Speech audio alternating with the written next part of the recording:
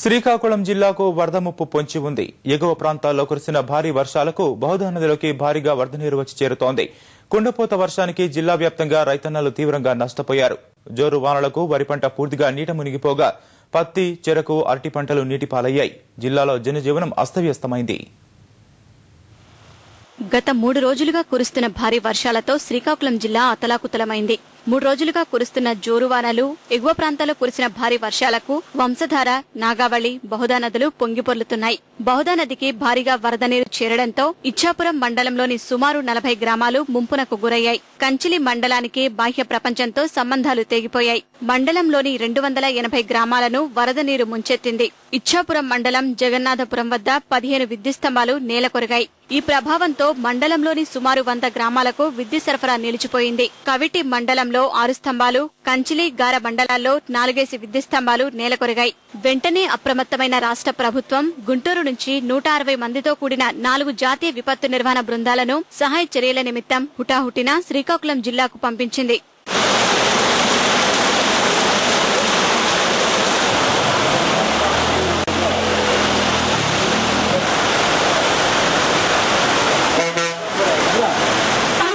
పైలిన్ తుపాను ధాటి నుంచి ఇంకా కోలుకోని జిల్లా రైతుల్ని అకాల వర్షాలు మరింత కుంగదీశాయి. 3 రోజులుగా కురుస్తున్న వర్షాలు వరి, పత్తి, చెరకు, అరటి, కూరగాయల రైతులను నిలువునా ముంచాయి.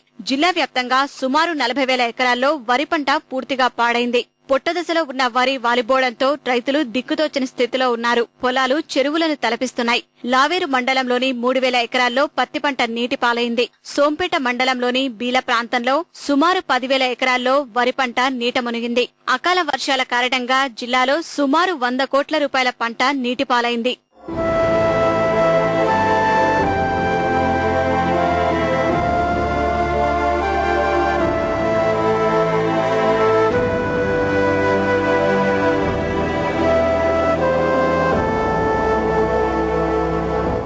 బహుదా నది పొంగిపొర్లడంతో ఇచ్చాపురం, బరంపురం మధ్య వరద నీరు రైల్వే ట్రాక్ పై నుంచి పారుతోంది. ఈ పరిస్థితిలో విశాఖపట్నం, భువనేశ్వర్ మధ్య నడిచే అన్ని రైళ్లను నిలిపివేశారు.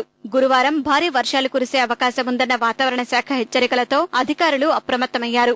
జిల్లాలోని అధికారులతో కలెక్టర్ సౌరభ్ గౌర్ అత్యవసర సమావేశం నిర్వహించి పరిస్థితిని సమీక్షించారు. లోతట్టు ప్రాంతాల ప్రజల్ని సురక్షిత ప్రాంతాలకు తరలించాలని సూచించారు.